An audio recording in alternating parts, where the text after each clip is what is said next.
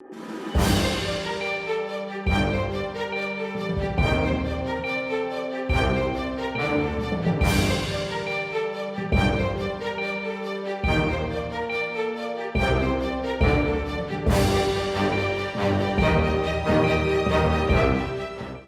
9 décembre 2024, mesdames et messieurs, bonsoir et bienvenue dans ce journal. Tout de suite, le sommet.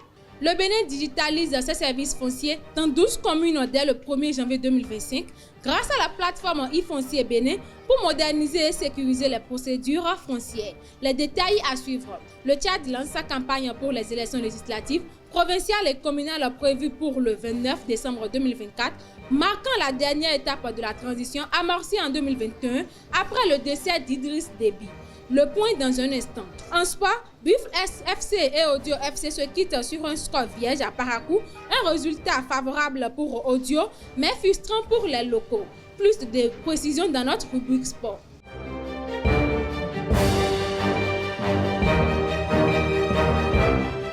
À nouveau, bonsoir chers internautes. Comme je l'ai annoncé tantôt dans le sommet, à partir du 1er janvier 2025, la plateforme e-foncier Bénin sera opérationnelle dans 12 grandes villes du pays, dont Cotonou, Porto-Novo, Parakou et Abomey-Calavi.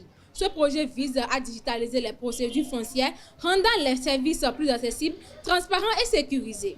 Il permettra de limiter les risques de fraude, tout en renforçant la gouvernance foncière et en stimulant les investissements au Bénin. Dans la commune de Segbana, ce vendredi 6 décembre 2024, des jeunes filles et leurs clubs ont reçu des kits sportifs pour renforcer leurs capacités. Ce projet a été rendu possible grâce à l'ambassade de France et au ministère des Sports. Écoutons les mots de remerciement du premier adjoint au maire de la commune de Segbana, recueilli par Elvi Kungbetao. C'est avec une grande joie et une profonde gratitude que nous nous réunissons aujourd'hui pour cette cérémonie symbolique de mise à disposition des kits d'équipement sportif équipe féminine de Segbana. Ce geste, rendu possible grâce à la généreuse contribution de l'ambassade de France au Bénin et au soutien précieux du ministère du Sport à travers le projet Vivre Ensemble, marque un pas important dans la promotion de l'égalité des sexes, de la cohésion sociale et de la paix dans notre communauté. En dotant ces équipes du matériel nécessaire, nous renforçons non seulement leurs capacités sportives, mais également leur rôle en tant qu'actrices de changement et de dialogue dans notre commune.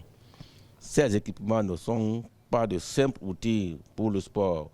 Ils incarnent un engagement collectif pour bâtir des ponts entre nos communautés, inspirer nos jeunes et promouvoir des valeurs de solidarité et d'unité. À travers le football et le langage universel, nous affirmons ensemble que la diversité est une richesse et que vivre ensemble est la voie vers un avenir plus harmonieux. Je tiens à remercier sincèrement tous les partenaires pour leur implication et encourage les joyeuses à faire preuve de détermination et de fair play tout en étant des ambassadrices des idéaux que ce projet Onisport porte si fièrement. Merci, merci, infiniment merci. Dans le cadre de la quinzaine d'activisme contre les violences basées sur le genre, SOS Village d'enfants au Bénin a organisé le 5 décembre 2024 des séances de sensibilisation à Tourou et Ganou dans la ville de Parakou. Les discussions ont porté sur les conséquences du déni de ressources aux femmes et l'importance de l'autonomisation féminine pour l'harmonie familiale et le développement des enfants. Les participants, hommes et femmes, ont salué cette initiative qui incite à un dialogue inclusif et à une meilleure répartition des responsabilités au sein des foyers. Les clubs de football féminin de Segbana ont reçu des kits sportifs pour promouvoir la paix et le dialogue interculturel.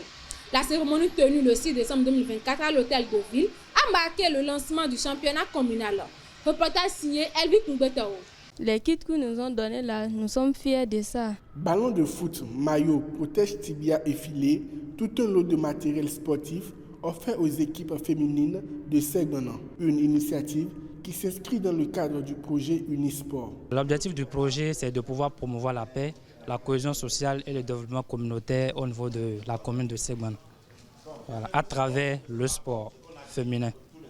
Aujourd'hui, on s'est retrouvé à la mairie de Segbana pour doter les équipes féminines, 4 équipes féminines de la commune de Segbana de tout ce qui est matériel sportif, de tout ce qui est équipement de sport, afin d'aider les jeunes filles à pouvoir se manifester, à pouvoir désormais se retrouver dans les activités sportives, tout comme les hommes. Le matériel que nous avons mis à disposition de ces équipes-là, que nous sommes en train d'accompagner dans le cadre du projet, c'est pour pouvoir leur permettre de pouvoir s'initier dans le sport parce que c'est nouveau pour elles. Ce geste vient donner un nouveau visage au football féminin dans la commune de Segbana grâce à la collaboration de l'ambassade de France au Bénin, du ministère des Sports et aux ONG. On remercie beaucoup l'ambassade de France qui, au jour le jour, réfléchit sur nous pour notre avantage et pour notre développement.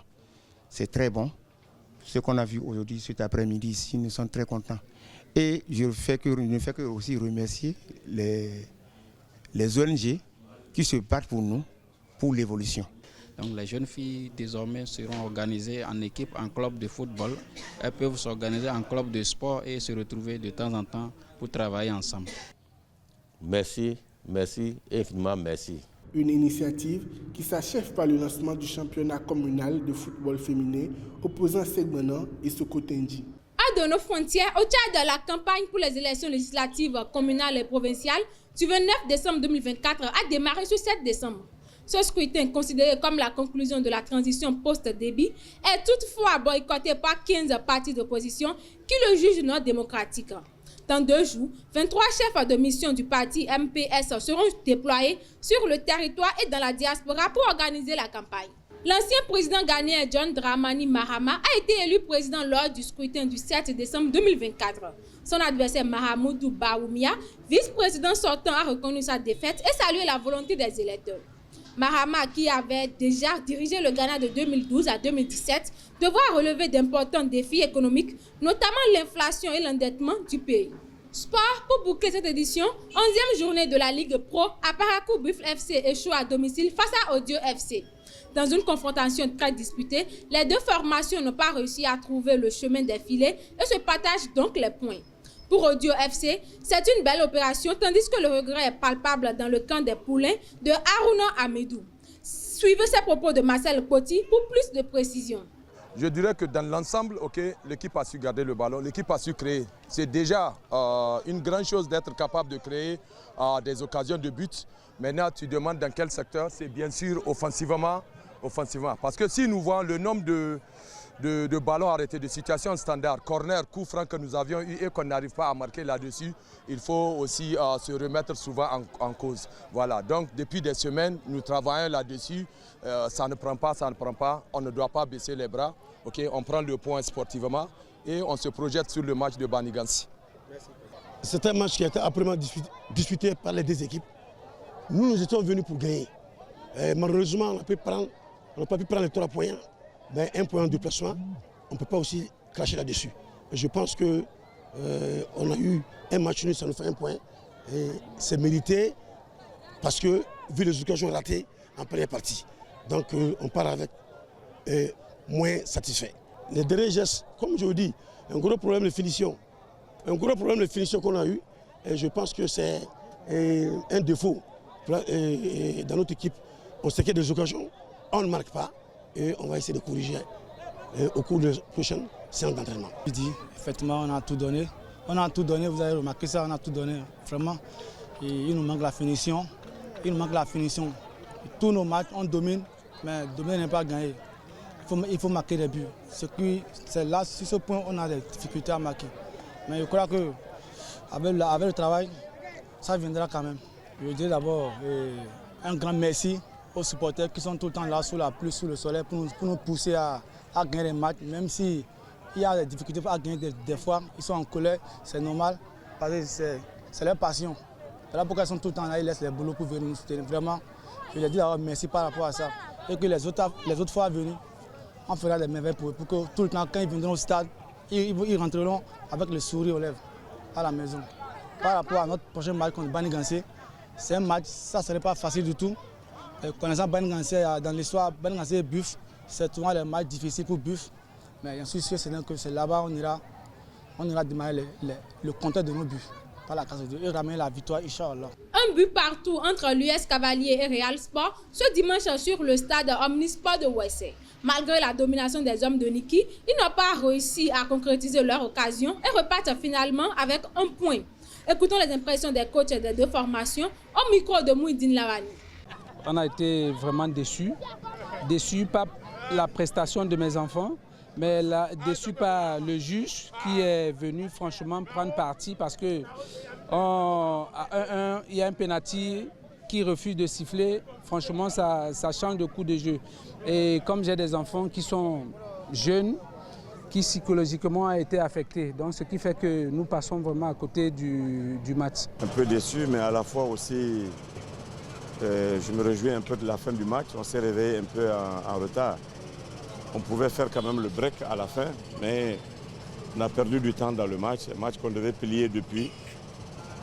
L'adversaire nous a fait un peu endormir, et on a subi comme ça. Donc il fallait véritablement se relever et puis créer l'écart depuis. Et c'est ce qu'on n'a pas fait. C'est ainsi que se termine ce journal. Nous vous remercions de nous avoir suivis. Restez avec nous pour la suite de vos programmes. À très bientôt et bonne soirée à toutes et à tous.